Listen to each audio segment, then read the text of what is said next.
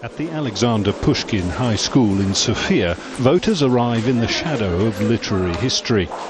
Bulgaria has been holding democratic elections since the end of communist rule in 1990.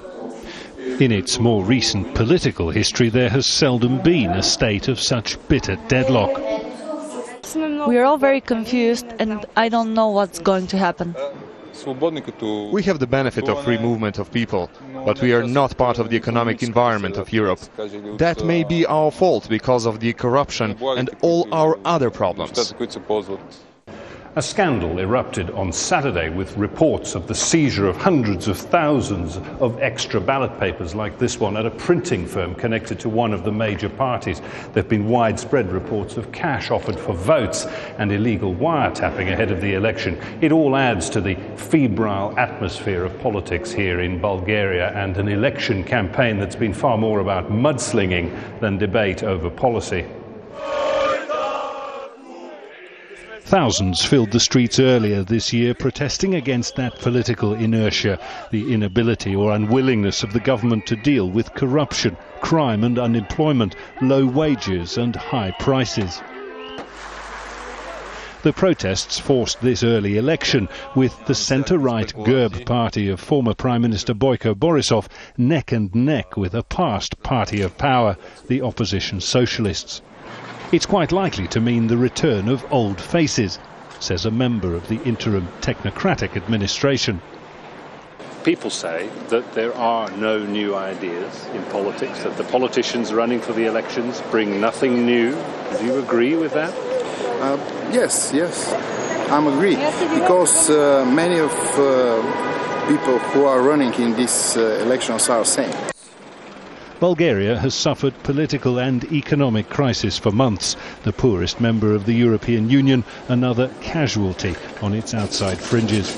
This time, there's little hope of solutions at the ballot box.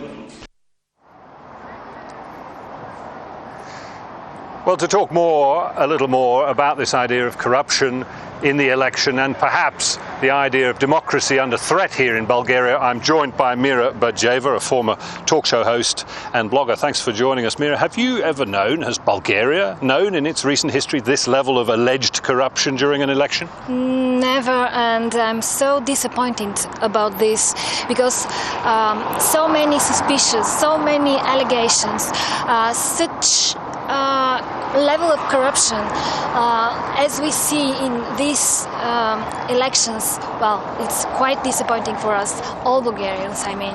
And extraordinary, really, to be happening inside the European Union. We heard a man in my report there saying that we may have freedom of movement within the European Union, but we don't enjoy many of the economic benefits. Perhaps it's our fault, he said, all of this corruption. Do you think it's Bulgaria's fault?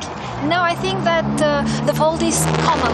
I mean, the European Union as well didn't do a lot of things which they could do, the countries in the European Union, for us, to help us, because yes, we are a poor country, we have a lot of problems, but we are very vivid people, and we show that we need your help, the help of European Union as well. So it's not only our problem. We know about all the protests in February, of course. The protest leaders have said they're watching closely. If they don't like what they see, they'll come out in protest again.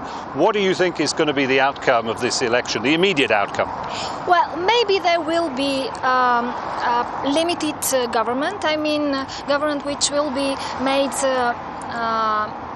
by a wide coalition, only for 1 year in power, and maybe they will try to solve some of the problems which we have, especially in the economy.